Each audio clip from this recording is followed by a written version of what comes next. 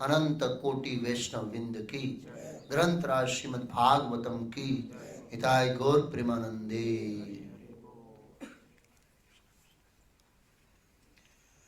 ओम नमो भगवते वासुदेवाय। ओम नमो भगवते वासुदेवाय। ओम नमो भगवते वासुदेवाय।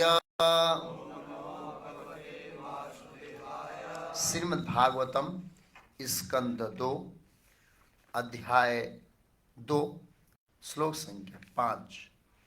चिराणि किम पथि न सन्ति दिशन्ति भिक्षाम न एव अंघ्रिपाः परभूतः सरितः अपि असुष्यन् रुदाः गुह्याः किम अजितः अवति न उपसन्नात कस्मात् भजन्ति कवयः धन दुर्मद अंधान। चिराणि किं पथि न सन्ति दिशन्ति भिक्षाम् नेवा अंघ्रिपाः परभूत सरितो अपसुष्यन्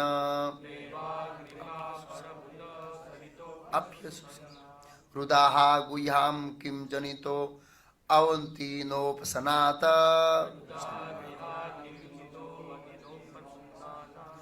कस्माद् भजन्ति कवयो धन दुर्मादन्धान्।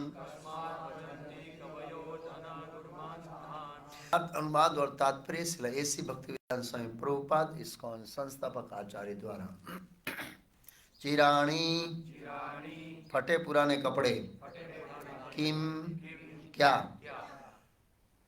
पथि मार्ग में, न नहीं, संति है, दिशंति दान देते हैं, भिक्षाम भिक्षा, न नहीं, एवं भी अंगर्विपा वृक्ष परभूतः अन्यों का पालन करने वाले, सरितः नदियां, अपि भी असुष्यन सूख गई है, रुदाह बंद, गुह्याः गुफाएं, किम क्या, अजितः भगवान अवनति सुरक्षा प्रदान करता है, न नहीं, उपसन्नान शरणागतों को, कस्मात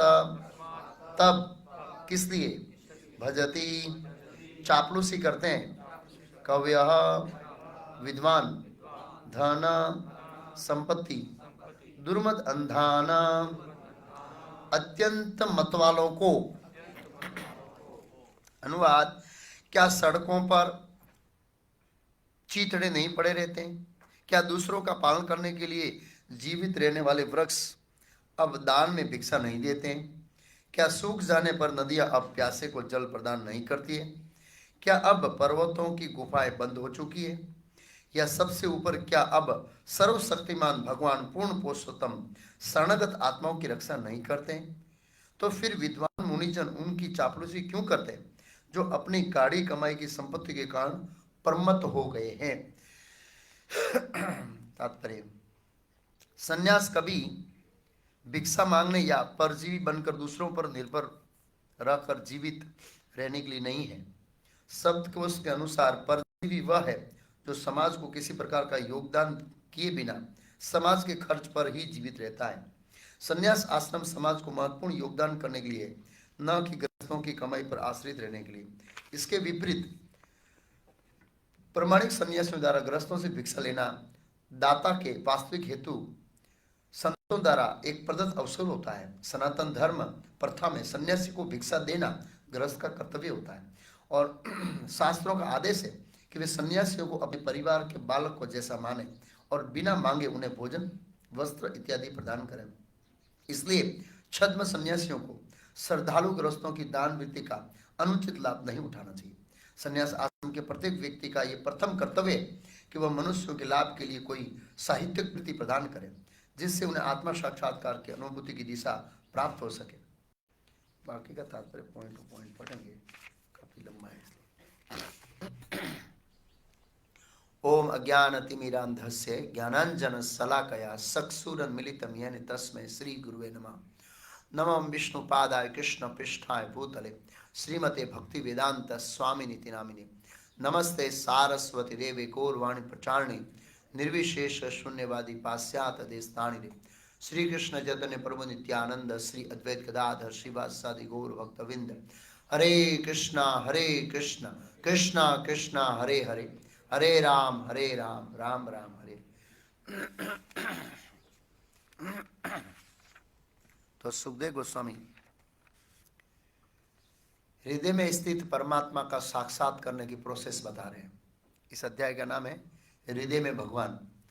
तो जो हमारे हृदय में भगवान है, उन भगवान का हम साक्षात्कार कैसे कर सकते हैं? तो सुखदेव गोस्वामी खास करके प्रश्न हो सकता है कि ये क्यों चर्चा किया, ये श्लोक का क्या कारण है, इस तरह के श्लोक क्यों बोल रहे हैं? तो इसके अगले श्लोक में बताया, अतएव प्रबुद्ध व्यक्तियों को उपाधियों वाले इस जगत में रहते हुए जीवन की न्यूनतम आवश्यकताओं के लिए प्रयत्न करना चाहिए, कम से कम आवश्यकता के लिए प्रयत्न करना चाहिए। इसलिए बोला है, खास करके साधु के लिए बताया आज का श्लोक तो, लेकिन आगे पीछे श्लोक गृहस्थों के लिए भी है, मतलब सन्यासी और ब्रह्मचारियों के लिए आज का श्लोक है। लेकिन क्या है कोई बात नहीं। तो कम से कम आवश्यकता से व्यक्ति को जीवन जीना चाहिए, ताकि हम भगवान का भजन कर सकें। क्योंकि अगर हमारा जीवन बहुत विलासपूर्ण है, ऐश्वर्यपूर्ण है, तो भगवान का भजन करने का समय नहीं मिलेगा। इसलिए कहते हैं कम से कम न्यूनतम आवश्यकताओं के लिए प्रयत्न करना चाहिए, उससे बुद्धिमत्तापूर्वक स्थिर रहना चाहिए और अवांछित वस्तुओं के लिए कभी भी कठोर प्रयास नहीं करना चाहिए। अवांछित, हम देखते हैं कि ज्यादातर हमारा प्रयास अवांछित वस्तुओं के लिए होता है। उसको प्रयास, जो 6 चीज भक्ति में बाधा रूप है, अत्याहार, प्रयास, परजल्प इत्यादि। तो प्रयास मतलब अनावश्यक वस्तुओं को संग्रह करना, उसको प्रयास कहते हैं। क्योंकि वह व्यवहारिक रूप से यह अनुभव करने में सक्षम होता है कि ऐसे सारे प्रयास कठोर श्रम के अतिरिक्त कुछ नहीं होते। मतलब हमको जो जीवन में चाहिए नहीं, उसके लिए हम प्रयास करते हैं, तो वो कठोर श्रम है और हमारे आध्यात्मिक जीवन में बाधा है। तो ये प्रोसेस दोनों के लिए बता रहे हैं, साधुओं के लिए, साधु मतलब जो ब्रह्मचारी है और जो सन्यासी है, उनके लिए तो ये श्लोक है ही है आज का। लेकिन साथ साथ में गृहस्थों के लिए भी है कि गृहस्थों को भी इतना एकत्र करने के लिए प्रयास नहीं करना चाहिए कि उनके कृष्ण भक्ति में बाधा उत्पन्न हो या प्रगति ना हो। इसलिए यहां पर कहते हैं, पिछला श्लोक इस श्लोक से जुड़ा हुआ है, दोनों श्लोक बहुत अच्छे श्लोक है। हालांकि इस श्लोक के स्तर पर जीना थोड़ा कठिन है प्रैक्टिकली। प्रभुपाद जी ने हमें इस तरह से प्रोत्साहित इतना नहीं किया है, लेकिन वैदिक काल की सिस्टम थी। पिछले श्लोक में बुझाया कि जब लेटने के लिए विपुल भूखंड हो तो चारपाई और गद्दों की क्या आवश्यकता है। मतलब पलंग और गद्दे की क्या आवश्यकता, भूमि है ना। ठीक है, हम इसको में चटाई देंगे आपको, तकिया देंगे। इतना तो अन्याय नहीं करेंगे, बस तपस्या है, लेकिन तपस्या का एक लेवल है। मतलब सनातन गोस्वामी जब मदन मोहन टीले पर रहते थे और वो मदन मोहन को ले आए थे वहां से, और वो सूखा रोटी दिए, उसमें सॉल्ट भी नहीं था। भगवान ने कहा सनातन कुछ सॉल्ट तो डालो, अंदर गले में उतरे, गले में नहीं उतरता है। बोला आप सॉल्ट मांगेंगे, कल फिर स्वीट मांगेंगे, फिर पकौड़ा मांगेंगे, हमारा स्टैंडर्ड है कि सोल्ट भी नहीं मिलेगा। बोला मैं तो साधु हूँ, कहाँ मांगने जाऊंगा ये सब, इस तरह से भजन कब करूंगा। जब मनुष्य अपने बाहुओं का उपयोग कर सकता है तो तकिए की क्या आवश्यकता है। कई बार लोगों को आधे बोले तकिया नहीं मिलेगा। ऐसे ठीक है, क्या करेंगे, फिर को लेना पड़ेगा। जब मनुष्य अपनी हथेलियों का उपयोग कर सकता है तो तरह तरह के बर्तनों की क्या आवश्यकता है। तरह तरह के बर्तन होते हैं, आजकल चमची भी आ गई, चमची के बिना नहीं चलता है। सत्संग में बोलते चमची नहीं है क्या। एक व्यक्ति आया, या तो प्रभु चमची दो या खिचड़ी ठंडी दो। बोला खिचड़ी गर्म गर्म होती है, चमची नहीं होती है, खाने में बहुत समय लगता है। एक व्यक्ति का ऐसे सोच रहा था, जो भी है। तो तरह तरह के बर्तन की आवश्यकता है। और जब पर्याप्त ओढ़न तथा वृक्ष की छाल उपलब्ध हो तो वस्त्र की क्या आवश्यकता है। तो ये बहुत ऊंचा स्तर है। मतलब वैदिक काल में इस तरह से साधु रहते थे। आज के श्लोक में कहा है, क्या सड़कों पर चीथड़े नहीं पड़े रहते हैं, मतलब ऐसे ही फेंक देते हैं कपड़े चीथड़े, तो पहले ऐसे फेंकते थे। ये सुखदेव गोस्वामी अपना स्तर बता रहे हैं। किसका स्तर बता रहे हैं, अपना स्तर बता रहे हैं। बहुत ऊंचा स्तर है सुखदेव गोस्वामी का। वो तो चीथड़े भी नहीं पहनते थे। वो तो यहाँ चित्रे को बोला है कि ठीक है इसको पहनना है पहन सकते हैं, नहीं तो अवधूत रहो, इस तरह से। क्या दूसरों का पालन करने के लिए जीवित रहने वाले वृक्ष अब दान में भिक्षा नहीं देते हैं। वृक्ष फल फूल छाया छाल ये बहुत सारे देते हैं, नहीं देते। क्या सूख जाने पर नदियां तथा प्यासे को जल प्रदान नहीं करती है।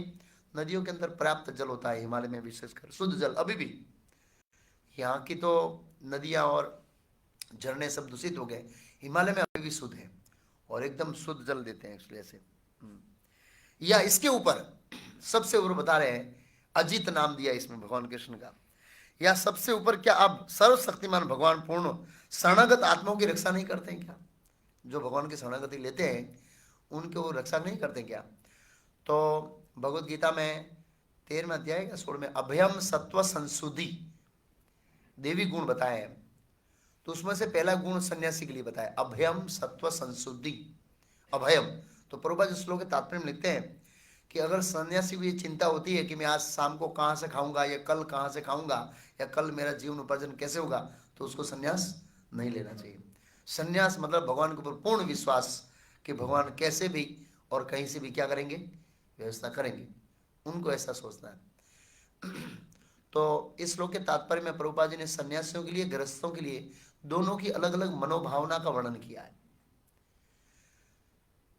मतलब दोनों की ओर से एंगल से समझाया सन्यासियों को, पॉइंट टू पॉइंट पढ़ के समझाएंगे हम लोग। अच्छा हाँ, फिर ऐसे आश्चर्य, तो फिर हाँ, कस्मात भजंती कवियो धन दुर्मान अंधान। तो फिर कवियों का मतलब क्या है, मुनिजन साधुओं को ये पैसे वाले लोग जो पैसे के कारण घमंडी हो गए उसकी चापलूसी क्यों करना चाहिए। मतलब कहने का मतलब ये है कि उस समय, और उस समय ही नहीं, अनादिकाल से साधु लोग ऐसे धनवान लोगों की चापलूसी करके पैसा निकालते हैं और उनको शिक्षा नहीं देते, आध्यात्मिक शिक्षा, तो वो सही नहीं है। तो प्रभुपाद जी ने सिस्टम बनाया और हमारे आचार्यों ने सिस्टम दिया है कि इस तरह से धनवान लोगों को प्रचार करना चाहिए, खाली हमको उनके धन निकालने में रुचि नहीं रखना चाहिए, ये एक सिस्टम है। और स्पेशली गृहस्थों को धृतराष्ट्र गृह त्याग के 13वें अध्याय में प्रथम स्कंद में श्रील प्रभुपाद जी जहाँ पर विदुर जी धृतराष्ट्र महाराज को शिक्षा देते हैं, तो वहाँ पर प्रभुपाद जी कहते हैं कि एक साधु को गृहस्थों की वास्तविक स्थिति को उनसे अवगत कराना चाहिए, उनकी समस्याओं से, उनके झंझटों से, उनकी परिस्थिति से, ताकि उनकी आंख खुले कि ये जगत कैसे दुखों से भरा हुआ है। क्योंकि धृतराष्ट्र महाराज विदुर जी धृतराष्ट्र महाराज को सीधा उपदेश, कैसा, खाट खाट खाट खाट खाट खाट, और एक रात में तो वैराग्य उत्पन्न करा दिया, ऐसे इतना कड़क उपदेश दिया था। तो इस तरह से प्रभुपाद जी ने कहा कटु सत्यों को प्रस्तुत करना चाहिए, ताकि ये गृहस्थ जीवन में हमारी जो आसक्ति है, संसार के प्रति जो आसक्ति है, उससे व्यक्ति का हृदय विमुक्त हो सकते, मुक्त हो सके ऐसे। तो प्रभुपाद जी सन्यासी के बारे में लिखते हैं, सन्यासी कभी भिक्षा मांगने या परजीवी पर दूसरों पर निर्मित बनकर जीविका के लिए नहीं है। मतलब ये सन्यास आश्रम है, ये दूसरों पर बोझा बनने के लिए नहीं है, प्रभुपाद जी ये कहते हैं। अब प्रभुपाद जी इधर सन्यासियों का कर्तव्य बताते हैं और दूसरी तरफ गृहस्थों का कर्तव्य भी बताते हैं। तो सन्यासियों का कर्तव्य है कि वो इन पर बोझा ना बने, किन पर, समाज पर। प्रभुपाद जी ने शब्द लिखा है कि शब्द कोश के अनुसार परजीवी, परजीवी में दूसरों के ऊपर निर्भर, बोझा। जब हम पुस्तक वितरण करने जाते हैं, दान लेने जाते हैं, तो लोग ब्रह्मचारी और सन्यासियों को क्या समझते हैं? ये तो समाज के ऊपर बोझा है, आप लोग कमाइए कुछ। इस तरह समाज के ऊपर बोझा क्यों बन रहे हैं? लेकिन उनको समझना चाहिए कि जो व्यक्ति दूसरों के कल्याण में रत है वो बोझा नहीं है। जो समाज के लिए कुछ योगदान नहीं देते वो बोझा है। और इस्कॉन, और विशेष करके श्रील प्रभुपाद जी की शिक्षाओं के अनुसार जो इस्कॉन में जीवन जीता है, तो समाज के लिए सबसे महत्वपूर्ण योगदान देता है। उससे महत्वपूर्ण तो योगदान कोई देता ही नहीं है। लेकिन जो समाज के नेता हैं, जो समाज सेवक हैं, वो ये समझते हैं कि समाज का बोझा मतलब फूड फॉर लाइफ होनी चाहिए, हॉस्पिटल खोलनी चाहिए, गरीबों को दान देना चाहिए, गरीबों के लिए मकान होना चाहिए, मतलब सोशल एक्टिविटी, वो योगदान है। वो योगदान नहीं है, इसलिए वो तो सब लोग कर ही रहे हैं। लेकिन सबसे महत्वपूर्ण योगदान है आत्मा साक्षात्कार का ज्ञान देना, कि हम शरीर नहीं आत्मा है, और व्यक्ति को इस जन्म मृत्यु जरा व्याधि के चक्कर से मुक्त कराना, ये सबसे बड़ा योगदान है। गोपियां भी कहती है, तव कथामृतम तप्त जीवनम कवि भीरिडितम कलमस आहपम सर्वण मंगलम श्रीमदादतम भूरी ये गणंती भूरिदा जना तव कथामृतम तप्त जीवनम। आपकी कथा है वो इस भौतिक जगत में जो जीव तप रहे हैं, हम लोग सब तप रहे हैं। कौन सी अग्नि में? ये लकड़े की अग्नि में नहीं, संसार दावानल, दावानल की अग्नि में। आदि आत्मिक, आदि भौतिक और आदि देवी, जन्म मृत्यु जरा व्याधि, इस 7 प्रकार की व्याधियों में हम तप रहे हैं। तो तव कथामृतम तप्त जीवनम, जो इस संसार में तप रहे, संसार विषानले दीबा निशी या जले। नरोत्तम दास ठाकुर भजन गाते हैं कि मेरा हृदय है, रात दिन संसार की वासनाओं में क्या करता रहता है? जलता रहता है। जब हमको विषय भोग नहीं मिलता है तो हम उसके लिए लोलुप रहते हैं, जब उसको भोग करते हैं तो फ्रस्ट्रेट होते हैं, तब भी वो हृदय जलता रहता है। संसार विषानले दीबा निशी या जले। तो इस तरह से हम संसार की दुखों से पीड़ित रहते हैं। तो तप्त जीवनम, तो तव कथामृतम तप्त जीवनम कवि भी रीडितम कलमस आपम। ये कवि लोग सदियों से आपकी कथा का गान करते आए हैं, और कवि भी रीडितम कलमस आपम, ये कलमस को नाश करने वाली है। तव कथामृतम तप्त जीवनम कवि भी रीडितम कलमस श्रवण मंगलम श्रीमदादतम, ये श्रवण मंगल करने वाली है। भूरिदा जना, भूरिदा मतलब जो कृष्ण कथा का दान करते हैं वो इस जगत के सबसे बड़ा दाता है। ऐसा स्टेटमेंट कौन कहती है? गोपियां। गोपियां भगवान कृष्ण की सर्वोच्च भक्त है, और उनको पता है कि वास्तविक सत्य क्या है, और वो ये कहते हैं जो कृष्ण कथा का दान करता है वो सबसे बड़ा दानी है, उससे बड़ा कोई दानी नहीं है। तो इसलिए जो ये कृष्ण भक्ति का प्रचार करते हैं, श्रील प्रभुपाद जी की शिक्षाओं के अनुसार, वो इस संसार में सबसे बड़ा कल्याणकारी व्यक्ति है, कल्याणकारी करने वाला व्यक्ति माना जाएगा आध्यात्मिक दृष्टिकोण से। नेताओं को और समाज सेवियों को पता नहीं है कि वास्तविक कल्याण क्या है, तो वो जानना चाहिए। तो प्रभुपाद जी के इस तरह से कोई योग दिए भी न जीता है तो समाज के खर पर जीवित रहता है। संन्यास आश्रम समाज को महत्वपूर्ण योगदान देने के लिए, इसलिए भक्तों को प्रचार करना चाहिए, न कि गृहस्थों की कमाई पर आश्रय जाने के लिए। इसके विपरीत प्रामाणिक संन्यासियों द्वारा गृहस्थों से भिक्षा लेना दाता के वास्तविक लाभ हेतु संतों द्वारा प्रदत्त सुअवसर होता है। जब सुखदेव गोस्वामी आए, श्रीमद् भागवत दूसरे स्कंद में वर्णन है ना, पहले स्कंद एंड में, तो वहां पर प्रश्न किया था सौनक ऋषि आदि ने, ये सुखदेव गोस्वामी 7 दिन एक जगह पर ठहर कैसे गए? क्यों? क्योंकि वो जब तक गाय दूही जाती है तब तक ही किसी गृहस्थ के वहां रुकते हैं, और वो भी उसका कल्याण करने के लिए। ऐसा लिखा है, क्या करने के लिए? तो प्रभुपाद जी उस श्लोक के तात्पर्य में लिखते हैं कि सुखदेव गोस्वामी जैसे महात्मा लोग गृहस्थों का कल्याण करने के लिए उनके घर पर जाते हैं। तो यहां पर वही बताया है कि इस तरह से भिक्षा लेना गृहस्थों के कल्याण के लिए होता है, शुभ अवसर होता है उनका। सनातन धर्म प्रथा में सन्यासियों को भिक्षा देना गृहस्थ का कर्तव्य है, यह भी बहुत महत्वपूर्ण है। तो हम जिस वैदिक स्टाइल में हम भिक्षा लेना जाते थे उस स्टाइल में तो अभी भिक्षा लेना नहीं चाहते हम लोग। प्रभुपाद जी ने हमने इस भिक्षाओं का आधुनिकरण और वैदिकरण का समीकरण कर दिया है, जिससे सभी लाभान्वित होते हैं। सभी मतलब लेने वाला, हाथ लगाने वाला, देने वाला और पुस्तक प्रिंट करने वाला, परंपरा और कृष्ण भगवान तक सब संतुष्ट होते हैं। देखिए प्रभुपाद जी की पुस्तक वितरण की योजना जो है वो कितनी सटीक है। पहले भिक्षा लेते थे तो किसको लाभ होता है? गृहस्थ को लाभ होता है। अगर वो भिक्षा लिया और ज्यादा खादा, प्रसाद प्रसाद खा दिया और मंगलारती नहीं उठा तो लेने वाले को तो लाभ नहीं हुआ इतना। कई बार गृहस्थों के प्रसाद लेने जाते बहुत ज्यादा खिलाते हैं तो नुकसान होगा आपका। इतना अच्छा पुण्य कमाने का मौका है लेकिन आपने ज्यादा खिला दिया, दूसरी दिन वो मंगलारती नहीं उठेगा। इसका दोष किसको लगेगा? उस गृहस्थ को लगेगा। इसलिए ज्यादा नहीं खिलाना चाहिए, जितना चाहिए उतना ही खिलाना चाहिए। जो भी है, शास्त्रों का आदेश है कि वे सन्यासियों को अपने परिवार के बालक जैसा माने। ये वैदिक नियम है एक्चुअली से। उन्हें भोजन, वस्त्र इत्यादि प्रदान करें। इसलिए सदमत सन्यासियों को श्रद्धालु गृहस्थों की दान वृत्ति का अनुचित लाभ नहीं उठाना चाहिए। आजकल ज्यादातर सन्यासी लोग हैं वो गृहस्थों के दान का लाभ उठाते हैं। कई बार ऐसे देखा जाता है कोई साधु मर जाता है, कथाकथित साधु, तो उसके पलंग के नीचे से सोना, नोट, ये सब सामान निकलता है, संग्रह करके रखा। ऐसा है पेपर में।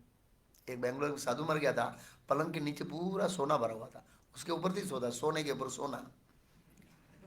भाई भगवान कृष्ण वो द्वारका के अंदर सोने के पलंग के ऊपर सोते थे, मैं भी सोऊं सोने का पलंग। जो भी है तो वो तो बदमाशी है। इस तरह से गृहस्थों के पैसे का दुरुपयोग करना वो बदमाशी है। उनका कृष्ण की सेवा में लगाना चाहिए। फिर प्रभुपाद जी आगे बताते हैं, संन्यास आश्रम के प्रत्येक व्यक्ति का ये प्रथम कर्तव्य है कि वह मनुष्यों के लाभ के लिए कोई साहित्यिक कृति प्रदान करे। साहित्यिक कृति मतलब वैदिक साहित्य कृति मतलब शास्त्र प्रदान करे। प्रथम कर्तव्य कि ऐसे प्रदान करे जिससे उन्हें आत्मा साक्षात की अनुभूति की दिशा की ओर अग्रसर हो सके। तो इसलिए प्रभुपाद जी ने ये अपने आचरण से बताया कि सन्यासियों को इस तरह से कुछ समाज के लिए योगदान देना चाहिए जिससे आत्मा साक्षात्कार को प्राप्त हो।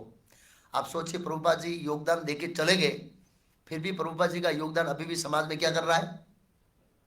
चल रहा है, और समाज इसका लाभ उठा रहा है।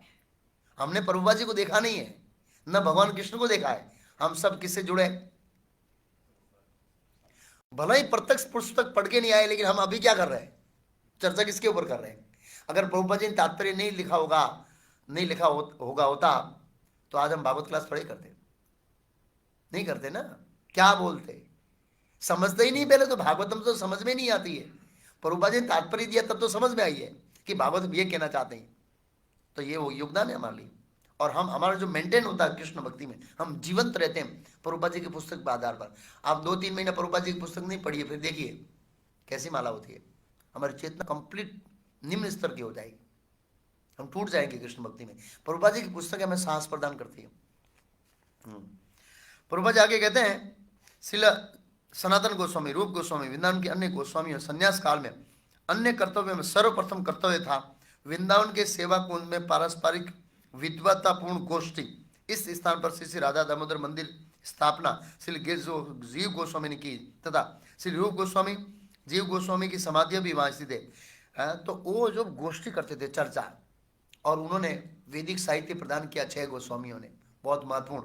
ऐसे ये सारे मानव समाज के लाभ के हेतु दिव्य महत्ता वाला प्रचुर साहित्य अपने पीछे छोड़ गए। 6 गोस्वामी कितने सारे साहित्य छोड़ गए अपने पीछे।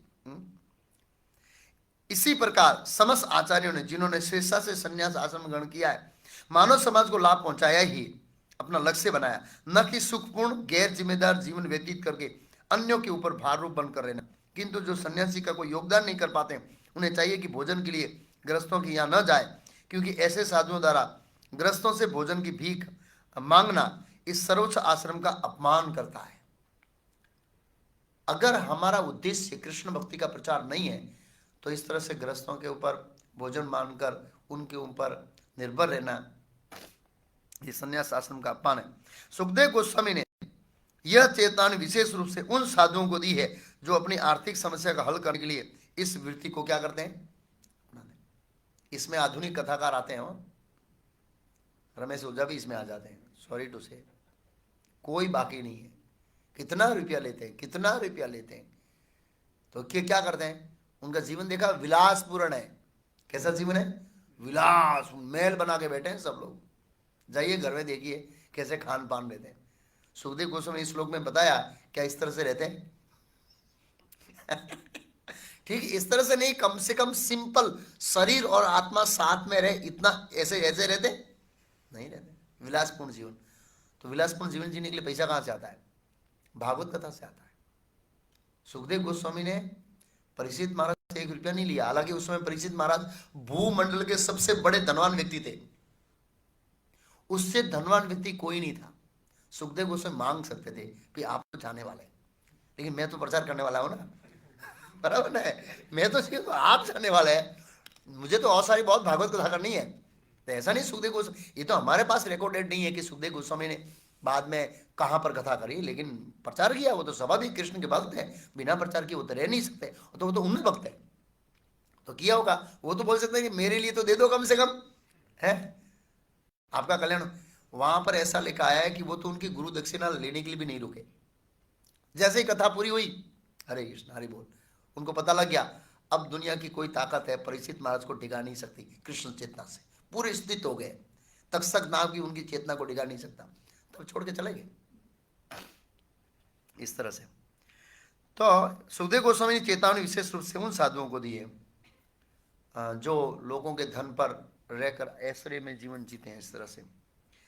इवन इस्कॉन में भक्तों को भी सावधान रहना चाहिए, अपना जीवन बड़ा सिंपल होना चाहिए। इसलिए जो लोग भक्ति विकास महाराज के गाइडेंस में हैं, तो महाराज चाहते हैं कि ब्रह्मचार्य आश्रम में लाइट पंखा भी ना हो, ऐसा उनका गाइडेंस दें। क्यों, क्योंकि लोगों को लगना चाहिए कि साधु में तपस्वी भोगी नहीं होना चाहिए, भक्तों को ऐश्वर्य में जीवन नहीं जीना चाहिए, मतलब जो मंदिर में रहते हैं सिंपल रहना चाहिए। गृहस्थों को लगना चाहिए कि हम जो योगदान दे रहे हैं उनका सदुपयोग हो रहा है, तो उनको प्रेरणा मिलेगी। एक बार एक बहुत बड़ा व्यक्ति सेलम आया था, गोकुल चंद्र को उससे पूछा कि आप कहाँ सोते हैं, मुझे देखना है। बहुत बड़ा व्यक्ति था, ले गए, यहाँ सोता हूँ, तो ऐसी चटाई पड़ी थी। बोला पलंग का है, पलंग नहीं है ब्रह्मचारी, पलंग नहीं है, गद्दा नहीं है, तकिया नहीं है। हैरान हो गए वो, सरेंडर कर दिया, बहुत सारा दान दिया उन्हें, इंस्पायर हो गए कि यहाँ साधु ऐसे भी जीते, लाइट नहीं है, पंखा नहीं है, सिंपल है ऐसे। तो इस तरह से भक्तों को रहना चाहिए ताकि लोगों को प्रेरणा मिले। जो अपनी आर्थिक समस्या का हल करने के लिए वृत्ति को ये वृत्ति को अपनाते हैं। कौन सी वृत्ति, ग्रस्तों से भिक्षा, मतलब आज के लिए भागवत कथा के नाम पर भिक्षा नहीं है, लेकिन एक भिक्षा का मॉडिफिकेशन है। इस तरह से ये लोग लेते हैं पैसा। कलयुग में ऐसे सन्यासियों की बहुलता है, मतलब गृहस्थ भी आजकल ऐसे ही अपना सन्यासी बन के इस तरह भागवत कथा करके एक जीवन उपार्जन करते हैं ऐसे। जब कोई मनुष्य स्वेच्छा से या पारिवारिक परिस्थिति व सन्यासी बन जाता है तो उसमें वह दृढ़ विश्वास होना चाहिए कि परमेश्वर संसार में सर्वत्र समस्त जीवों के पालन करता है। ये बहुत महत्वपूर्ण है, भगवान हमारी पालन पोषण करेंगे, ये पूर्ण विश्वास होना चाहिए। मतलब मेरा अपना एक साक्षात्कार है, मैंने इतने सारे सेंटर खोले गुजरात में है, और पहला खिचड़ी प्रसाद ज्यादातर मैंने ही बनाया है, और वो भी लोकल पैसों से नहीं, मेरे पास से कहीं पैसों से। एक सेंटर ऐसा नहीं है, 1 रुपया मैंने विद्यानगर से नहीं लिया है, वो 1 रुपये का वाउचर नहीं है, और ना ही लोकल से लिया है शुरुआत में। ऐसे इतने सेंटर खड़े किए, इतना साक्षात्कार है, भगवान कहां से कहां धन भेज देते हैं, कल्पना नहीं कर सकते।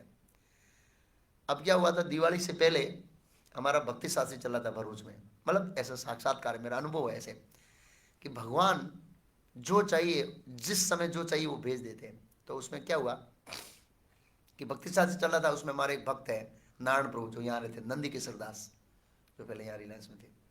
वो बोले प्रभु ये कुछ कंस्ट्रक्शन काम नहीं चल रहा है, कुछ रजोगुण में काम नहीं करते, तो ऐसा लगता है कि यार कुछ काम ही नहीं कर रहे हैं, कुछ ऐसा होना चाहिए, ऐसे 2-4 मजदूरों को डांटो, काम लाओ, ऐसे तो कुछ रजोगुण एक्टिविटी होनी चाहिए, कुछ काम नहीं हो रहा है प्रभु। मैं बोला पैसा नहीं है प्रभु, बजट नहीं है। अच्छा कब चालू करेंगे काम प्रभु? मैं बोला पैसा आएगा तब करेंगे। वो ऐसा करके स्नान करने के लिए गए, तब तक एक व्यक्ति आया, प्रभु जी ये दीवार बनाने का कितना खर्चा है? मैं बोला 30 लाख। बोला लो। मेरे आंख में पानी आ गया। वो स्नान करने गया तब तक तो 30 लाख रुपए आ गए, अब दीवार का काम चल रहा है। 6 महीना काम चलेगा हमारा। कितना महीना? 6 महीना काम करेगा, तब तक भगवान ने पैसा दे दिया है। तो कहने को बोले प्रभु जी लिखा है यहाँ पर भगवान लक्ष्मीपति है। कौन पति है? लक्ष्मीपति। कहीं ने कहीं से कहीं भी अरेंज कर देते हैं। ऐसा बहुत साक्षात्कार है। अभी तक जो पिचिंग किया है उसमें ने पैसे के कारण मेरा कोई पिचिंग अटका नहीं है। मैंने एक बार उदाहरण दिया था ऐसे ही। मैंने पहली बार भगवत गीता बेजी कोर्स स्टूडियो में रिकॉर्ड किया था पहली बार। तो बजट मेरा 50,000 था, लेकिन जो रिटेक करने का, रिटेक मतलब एक अभ्यास नहीं था, तो उसमें समय बहुत लग गया था, स्टूडियो को बिल बढ़ गया। मैं सोच रहा है इसको बिल कैसे भरूंगा। तो उस दिन स्टूडियो से निकल कर मैं आया, थोड़ा बाकी था, शाम को मैंने वामन कथा के अवतार पर लेक्चर दिया, और उसमें वो आया टॉपिक कि मंदिर पर्वत सोने का बना हुआ है। किसका बना हुआ है? मैं सोचा प्रभु मेरे स्टूडियो का बिल बढ़ गया है, और इसमें से एक टुकड़ा गिरा देंगे तो आपको क्या फर्क पड़ेगा? उठाते समय एक कण गिर गया, इतना गिर गया मेरे ऊपर, तो क्या फर्क पड़ेगा आपको? कोई फर्क नहीं पड़ेगा। ऐसे मैंने रियली मन में सोचा, और मैं रात को रिकॉर्डिंग के चला गया। सुबह देखा तो 2 मिस कॉल थे रात को, मतलब सुबह में सीधा रिकॉर्डिंग पूरा हुआ, उसका 2 मिस कॉल थे। कमलेश मेकवान जो मेरा कंप्यूटर का लड़का है, जो उस समय टाइप करता था, उसका 1 मिस कॉल था। एक अनुपम पटेल का एक लड़का था, सवेसे समय की स्टूडेंट था, दोनों का फोन था। तो पहले मैंने कमलेश को फोन किया, बोला क्या है? अरे वो अनुपम है, अनुपम वो पहला पगार भेजना चाहता है, तेरे को पैसा नहीं चाहिए? बोला पहला पगार मैं महापुरुष को दूंगा। कितना रुपया? बोला 1 लाख रुपया। मेरे स्टूडियो का बिल निकल गया। बोला भगवान ने एक टुकड़ा गिरा दिया। तो कहने का मतलब ये है कि यहाँ पर लिख रहे हैं अजीत शब्द का प्रयोग हुआ है। क्या भगवान अजीत जो उनके शरणागत जीव है उनकी रक्षा करने में समर्थ नहीं है क्या? मतलब ये तो फैसिलिटी है ही है। कौन सी? तीसरे पड़े, ये पड़े, वो पड़े, नदियां पानी, लेकिन इसके ऊपर भगवान सभी जीवों को पालन करने वाले बैठे हैं। तो ये बहुत मत है। पूर्व लगे हैं कि सन्यासी बन जाए तो उन्हें यह दृढ़ विश्वास होना चाहिए कि परमेश्वर संसार में सर्वत्र समस्त जीवों के पालन करता है। हाथी भी भूखा नहीं रहता है, इतना खाता है फिर भी। फिर आगे कहते हैं तो भला वे क्यों कर अपने उस शरणागत की उपेक्षा करेंगे जो 100% उनकी सेवा में लगा रहता है।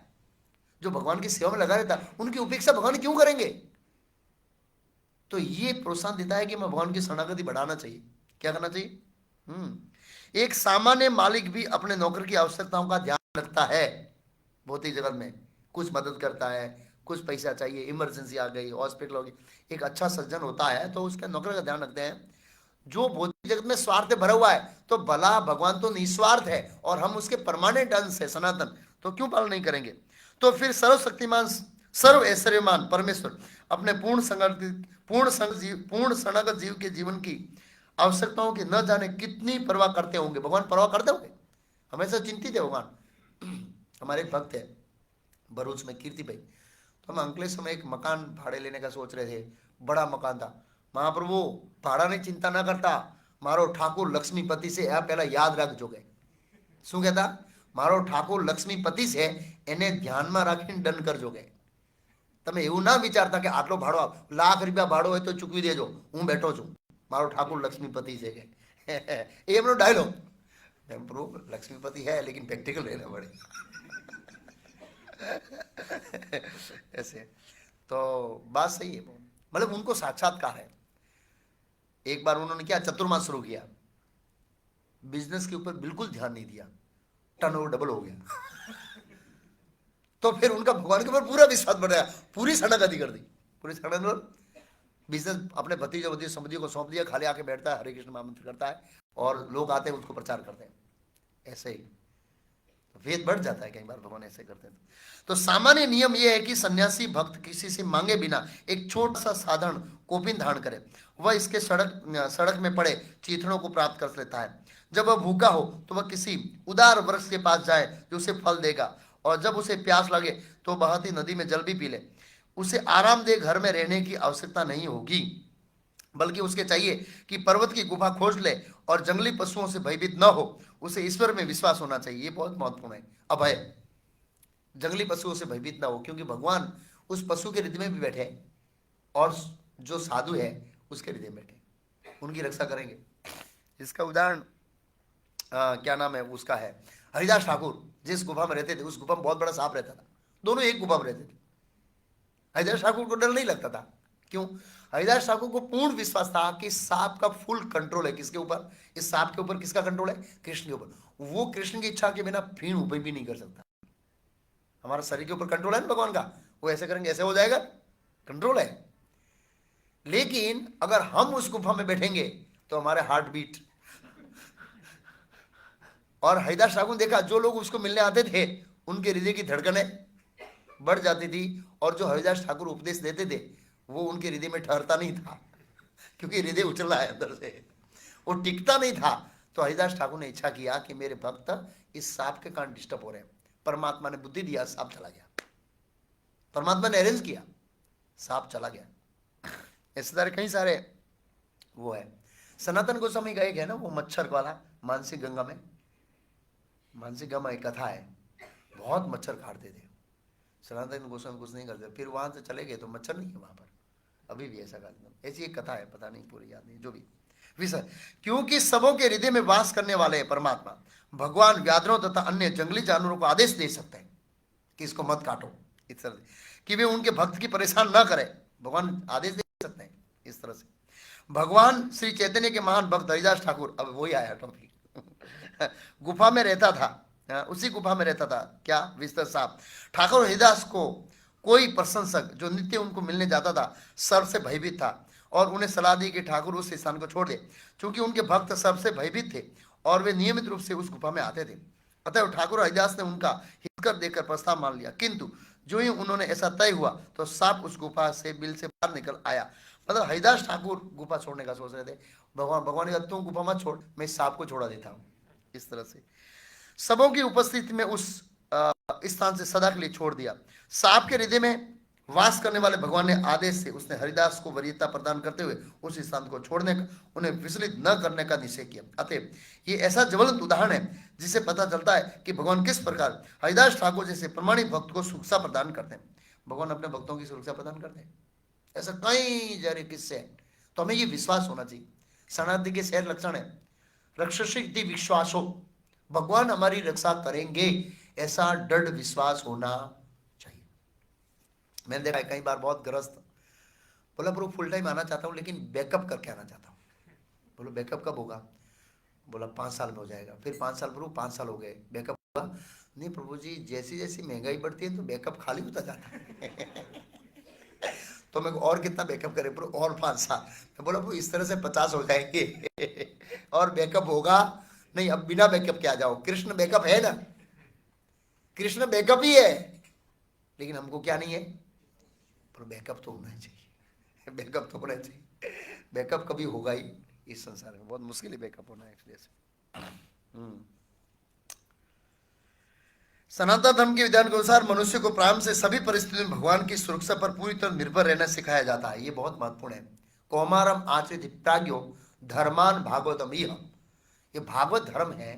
ये कुमार अवस्था से, प्रहलाद महाराज कुमार अवस्था में निर्भय थे और पूर्ण भगवान के शरणागत थे और भगवान उनकी रक्षा करेंगे ऐसे पूर्ण विश्वास था। इसलिए हिरण्यकशिपु के जो उठपटांग है वो उसको विचलित नहीं कर पाए। उसको पता था ये मेरा बाप कितना भी गुजरेंगे धम पछड़ा कर से ना तो कहीं असर नहीं था मैंने, क्या मेरी रक्षा करने वाले कौन है? कृष्ण। बहुत उठपटांग कर रहा था वो, अलग अलग तरीकों से परेशान किया, लेकिन प्रहलाद महाराज को ऐसा प्रशिक्षण प्राप्त था नारद मुनि से कि अगर भगवान हरि नहीं चाहते हैं दुनिया की कोई ताकत आपको कोई परेशान नहीं कर सकते। अगर भगवान चाहते हैं तो फिर उसमें से कोई रक्षा नहीं कर सकता है। वो है अगर भगवान चाहते हैं कोई कोई भक्त को परीक्षा लेना, तो फिर भगवान इस तरह से परेशान करते हैं, तो कोई बचा नहीं सकता इस तरह से। ऐसे संन्यास का मार्ग उन्हीं के लिए ग्रहणीय बताया गया जो पूर्ण रूप से सिद्ध तथा पवित्र हो। भगवत गीता 16 पॉइंट में अवस्था का वर्णन हुआ है, देवी संपत्ति के रूप में हुआ है। मनुष्य को देवी संपत्ति तथा आध्यात्मिक संपत्ति संग्रह करने की आवश्यकता है। देवी गुण बताए 25 से 26 देवी गुण बताए 16वें अध्याय में। अभयम सत्व संशुद्धि से आरंभ करके भगवान ने अलग अलग वर्ण और अलग अलग आश्रम और इनके लिए अलग अलग भक्तों के लिए अलग अलग गुण बताए। तो देवी संपत्ति, तो भक्तों को देवी संपत्ति अर्जित करना चाहिए, और उसमें से एक ये देवी संपत्ति क्या है? अभय। भगवान मेरी क्या करेंगे? रक्षा, विश्वास, ये एक देवी संपत्ति है। अन्यथा उसकी वैकल्पिक संपत्ति आसुरी यथा संपत्ति यथा भौतिक संपत्ति उसे पूरी तरह से पराजित कर देगी। मतलब ये भौतिक संपत्ति है, भौतिक संपत्ति में क्या आता है? धन, बड़े लोग, पहचान वाले, परिवार, कुटुंब, मित्र, समाज। लेकिन श्रीमद् भागवत के दूसरे स्कंद में ही सुखदेव गोस्वामी ने कहीं पर कहा है, सैन्यसु असत्सु, वो असत सेना है ये सब। ये भौतिक सेना है हमारी क्या है? असत है। असत मतलब मरी हुई सेना है। ये मरी हुई सेना है, वो हमारी रक्षा नहीं कर सकती। ये धन है, ये जन्म मृत्यु जरा व्याधि से बचा नहीं सकता। परिवार है, जन्म मृत्यु जरा व्याधि से बचा नहीं सकता। जब गजेंद्र को पकड़ा गया था मगर से, तो उनके परिवार वालों ने सब मिल दिया, तीनों टांगे खींची। उनके परिवार बहुत बड़ा था, बहुत पत्नियां थी, बहुत बच्चे थे, सब ने प्रयास किया, किसी ने बचा नहीं पाए। असत सेना, कोई रक्षा नहीं कर पाया। तो इस भौतिक जगत में हमारी कोई रक्षा नहीं कर पाएगा भगवान के सिवाय। इसलिए कहा वो आसुरी संपत्ति है, मतलब उसके ऊपर हमको डिपेंड नहीं होना चाहिए। कई बार भक्त लोग सोचते हैं प्रभु मैं 5 लाख बैंक में रखूंगा तो जब रोग का आक्रमण होगा तो मेरी रक्षा होगी। अरे यार, भगवान के ऊपर डिपेंड हो ना भैया। पैसों के ऊपर डिपेंड क्यों रहते हो? भगवान के ऊपर डिपेंड हो। और भगवान चाहेंगे तो तुमको ऐसा रोग करेंगे तो वो 5 लाख तो 1 मिनट में चला जाएगा। हाँ, ऐसा कैंसर वैंसर कुछ हो गया, कैंसर की आजकल दवा महंगी होती है, 10-15 लाख ऐसे ही खर्चा हो जाता है। ये पैकेज होता है, ये कैंसर इतना पैकेज, बस फिक्स है, वो तो 1 सेकंड में चला जाएगा। और फिर दूसरी बात, दूसरा रोग हुआ तो क्या करेंगे? इससे अच्छा है भगवान के ऊपर डिपेंड रह जाए। अन्यथा आसुरी भौतिक संपत्ति उसे बुरी तरह पराजित करती है और उसे बाध्य होकर उसे भौतिक संसारों के विभिन्न कष्टों के बंधन में होना पड़ता है। ये आसुरी गुणों के कारण, भौतिक संपत्ति का। सन्यासी को सदा अकेला रहना चाहिए और उसे निर्भीक होना चाहिए। निर्भीक, किसी प्रकार भय नहीं होना चाहिए। मनुष्य को कभी भी अकेले रहने से डरना नहीं चाहिए। ये बहुत महत्वपूर्ण है। मतलब सन्यासी का लक्षण बता रहे हैं, ब्रह्मचारी का लक्षण बता रहे हैं। यदि भी वह कभी अकेला होता नहीं है सन्यासी, क्यों? वो हमेशा भगवान के भक्तों से क्या हुआ है? घिरा रहता है। अकेले रहने से भगवान सबों के हृदय में वास करते हैं, इस तरह से कभी सन्यासी अकेला नहीं होता है। और जब तक मनुष्य मान्य विधि द्वारा शुद्ध नहीं हो लेता तब तक उसे अकेलेपन का अनुभव होता रहेगा। कई बार लोग बोलते हैं ऐसे, मतलब ऐसे ही देखा गया, एक गृहस्थ है तो उनका डाइवोर्स हो गया। तो मैं बोला प्रभु अभी तो फुल टाइम हो जाएगी। नहीं प्रभु, अभी ऐसा लग रहा है मैं अकेलापन का महसूस कर रहा हूं। मैं बोला पहला 25 लाख चला गया, उसका एहसास हुआ नहीं अभी तक कि वो डाइवोर्स करके 25 लाख लेके चली गई।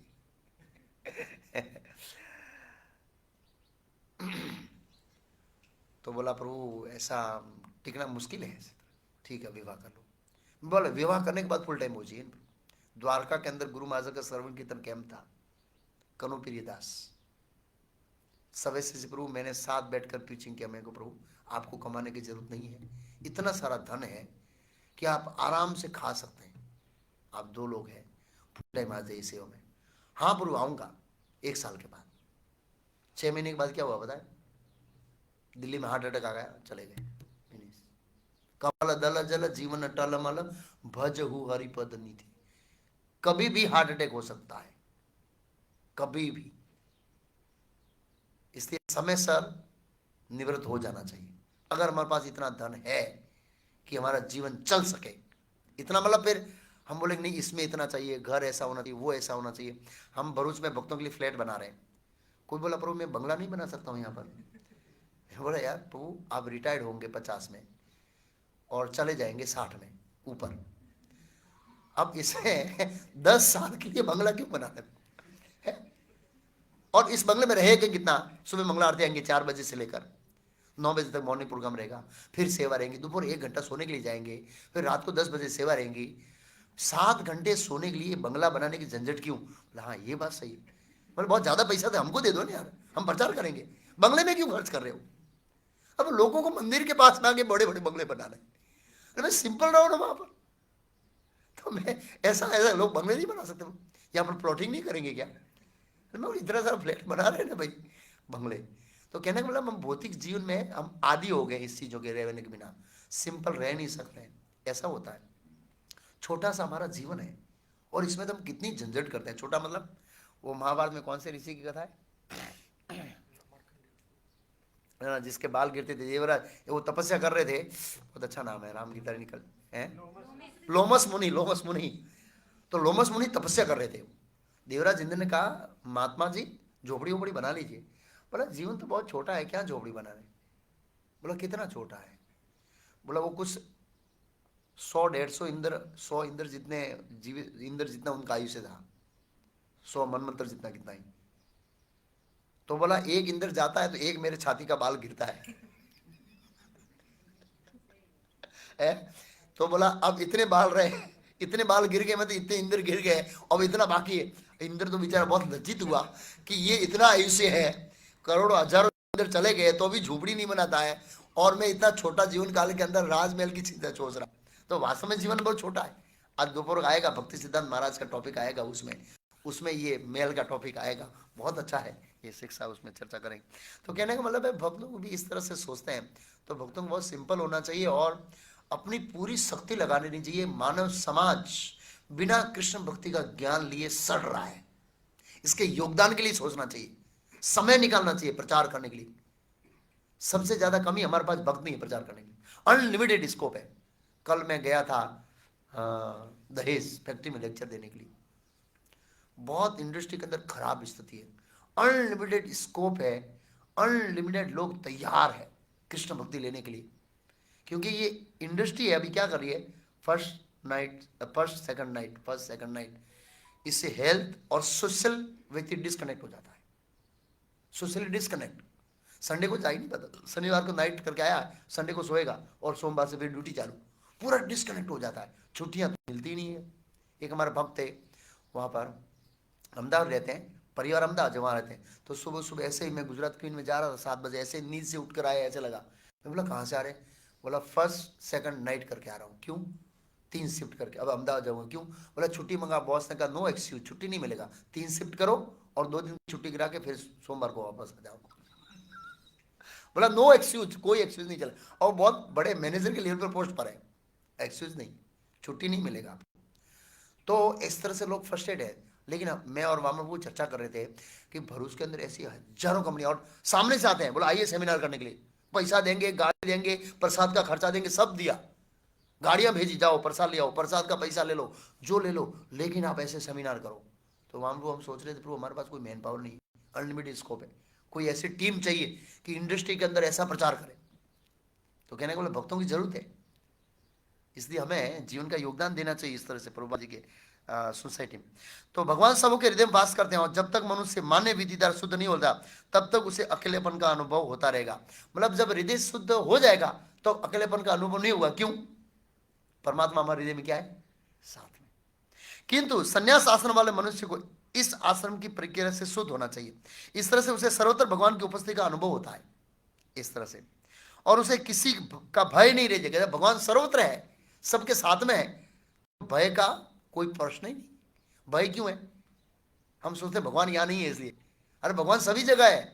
रात को अकेले जाते हैं, शमशान में जाते हैं और हरे कृष्ण करते हैं, तो अगर हृदय धड़कता है तो समझना चाहिए कि हृदय शुद्ध नहीं हुआ है भाई।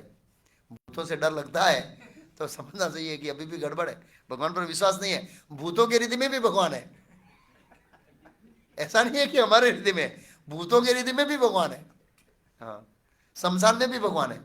ऐसे भले ही कोई उसके साथ ना हो, प्रत्येक व्यक्ति निर्भय तथा ईमानदार बन सकता है यदि वह प्रत्येक आश्रम के लिए नियत कर्तव्य का पालन करे। हर व्यक्ति निर्भय बन सकता है, ऐसा नहीं, गृहस्थ भी निर्भय बन सकता है, ब्रह्मचारी, गृहस्थ, वानप्रस्थ, संन्यास सब निर्भय बन सकता है, वो उस आश्रम के निर्दिष्ट नियमों का पालन करे।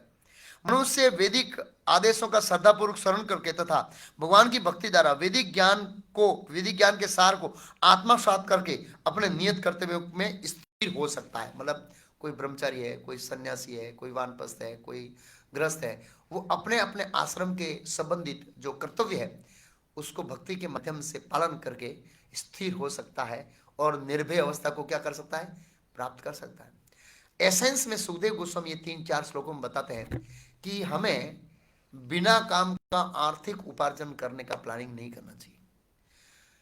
बैकअप होना चाहिए, लेकिन इतना बैकअप नहीं होना चाहिए कि जीवन ही पूरा हो जाए बैकअप करने में।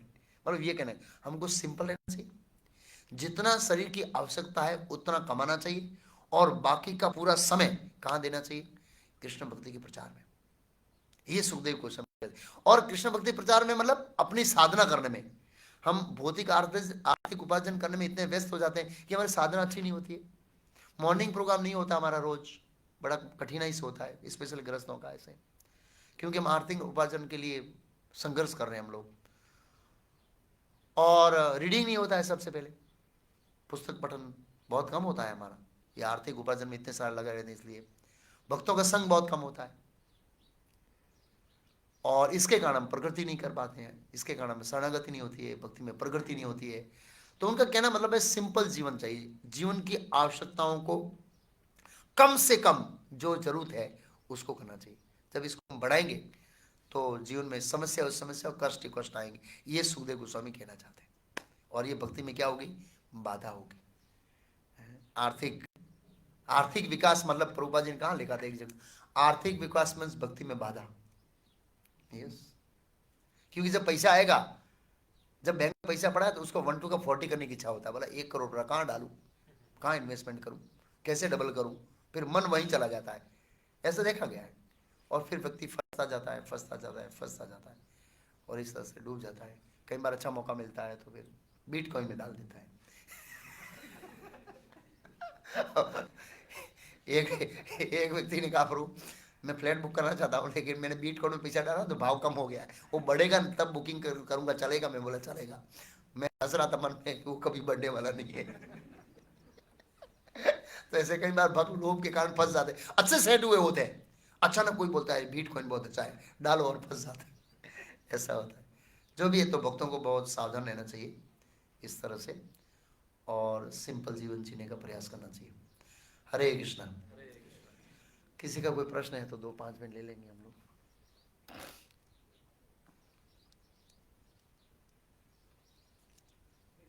हाँ प्रभु।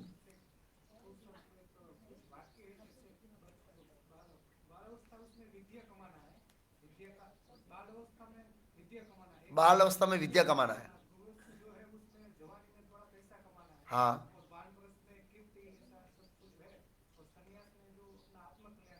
हाँ। अच्छा, उसमें क्या कितना कमाना है कि क्या, हर एक व्यक्ति का अपना अपना स्टैंडर्ड रहता है जीवन का। लेकिन यहाँ बोले हैं कि आपको रोटी कपड़ा मकान। अब मकान का बोल सकते हैं प्रभु जी मेरे को 3 BHK चाहिए, 4 BHK चाहिए और फर्स्ट BHK में कारपेट एरिया इतना होना चाहिए। 3 BHK का तो क्या है, हमको सोने के लिए छोटी जगह चाहिए प्रभु। मतलब जिसका जितना परिवार है उसके हिसाब से हम सिंपल रह सकते हैं। कितना कमाना चाहिए उसका कोई मापदंड नहीं है प्रभु, वो तो अपने को निश्चित करना पड़ेगा कि कम से कम कितने में मेरा जीवन चलेगा। कम से कम वो क्या स्टैंडर्ड फिक्स नहीं कर देंगे, हर व्यक्ति का लिविंग स्टैंडर्ड अलग है, लेकिन कम से कम हमारा घर कैसे चल सकेगा उतना ही कमाना चाहिए। कहने का मतलब ये है। अब क्या, मैं तो ग्रस्त हूं नहीं, इसलिए कितना खर्चा होता है वो मुझे पता नहीं, इसलिए मैं बोलना मेरे लिए कठिन है। स्वाभाविक रूप से है ना, कोई चीज का भाव पता नहीं है, बाजार में क्या अनाज भाव चल रहा है वो तो कई बार पूछते हैं तो पता लगता है। जब इस्कॉन में आया नहीं था तो उस समय गेहूं 2 रुपये किलो था। कितना रुपये किलो था? तो कल किसी ने पूछा था महंगाई क्या, वो बोला प्रभु 35 रुपया हो गया है। ऐसे तो ऐसे पूछते तो पता लगता है, क्योंकि परचेस करते नहीं। आप जैसे लोग दान देते रहते तो हमारी गाड़ी चलती रहती है। एनीवे, तो प्रभु ऐसे तो मत सिंपल होना चाहिए, मतलब कम से कम ऐसे हर चीज में सिंपल, प्रसाद सिंपल, कपड़े सिंपल, घर सिंपल, कोई प्रॉब्लम नहीं। और कोरोना के काल में सब लोगों ने अनुभव किया था सिंपल लाइफ, कोई मनोरंजन नहीं है, कोई कुछ नहीं है। आपका जो घर है वो 2-5 हजार रुपये में चल सकता था, ऐसे कहीं लाकर बोला। एक व्यक्ति का 1,000 रुपया महीने का खर्चा आता है, सिंपल लिविंग बस। तो उस हिसाब से टारगेट कर लीजिए, और क्या चाहिए आपको, ऐसा है। किसी का प्रश्न और है? और कोई प्रश्न है किसी का? हरे कृष्णा। हरे कृष्णा। श्रीमद् भागवतम की, महाप्रभु शिला की प्रभुपाद की, हिताय गौर प्रेमानंदे। हरे कृष्ण।